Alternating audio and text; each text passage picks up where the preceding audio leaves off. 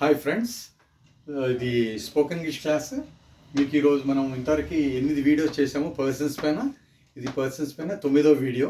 ఈ 9వ వీడియోలో మనం ఇప్పుడు ఇట్ అనే పర్సన్ గురించి డిస్కస్ చేస్తున్నాం. మనం దాని గురించి నేర్చుకుందాం. మనం ఈ 6 ఇట్ అనేటువంటిది, ఇది కూడా దీనికి సంబంధించినటువంటి యొక్క పదాలు మిగతా 3 ఉన్నాయి. మొత్తం కలిపి 4 వీటి గురించి ఇట్ ఏ సందర్భాల్లో వాడాలనేది పూర్తి ఎక్స్ప్లెయిన్ చేస్తాను. ఫస్ట్ స్టార్టింగ్ మనం ఇట్ అంటే ఇది కానీ అది కానీ. మీకు ఇంతకుముందు చెప్పాను, ఇట్ అనేది వస్తువు కానీ, జంతువు కానీ, వాతావరణానికి కానీ, ఎవరికైనా సమయం చెప్పేటప్పుడు కూడా ఇటే వాడతాం మొట్టమొదట.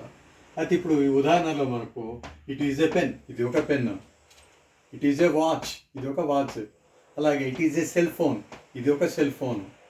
అలాగే మనం వాతావరణం చెప్పాలనుకోండి, ఇట్ ఈజ్ కోల్డ్ టుడే, ఈరోజు చల్లగా ఉంది. టైం చెప్పాలనుకోండి, ఇస్ 10 PM నౌ, ఇప్పుడు 10 గంటలైంది. అలాగా మనము వాతావరణానికి కానీ, సమయం వస్తువుకి కానీ, జంతువుకి కానీ, సమయానికి కానీ చెప్పేటప్పుడు ఇటు వాడతాము. నెక్స్ట్ వచ్చేది ఇట్స్, రెండవది. ఇట్స్ అంటే ఏంటిది? దాని అంటే, దాని అంటే దాని యొక్క కలర్. ఇక్కడ సపోజ్ ఏదైనా అనుకోండి, its colour is blue, black, దాని యొక్క రంగు బ్లాక్.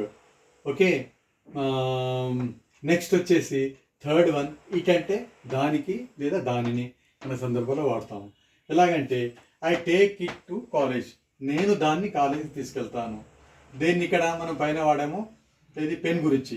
పెన్ను అనమాట. పెన్ను ప్లేస్లో మనం ఇట్ అని వాడాము. దానిని, నేను దాన్ని కాలేజీకి తీసుకెళ్తాను. దేన్ని కాలేజీ తీసుకెళ్తాను?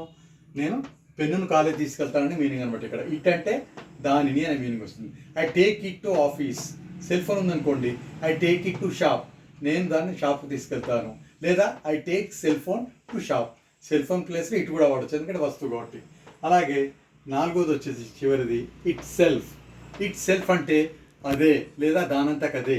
ఇక్కడ చూడండి, ఇట్ సెల్ఫ్ స్టాప్స్, అదే దానంతకదే అయిపోతుంది. సపోజ్ వాషింగ్ మిషన్ అనుకోండి, మనం ఆన్ చేసి టైమర్ ఆన్ చేసి పెట్టేస్తాము, దానంతకదే అయిపోతుంది.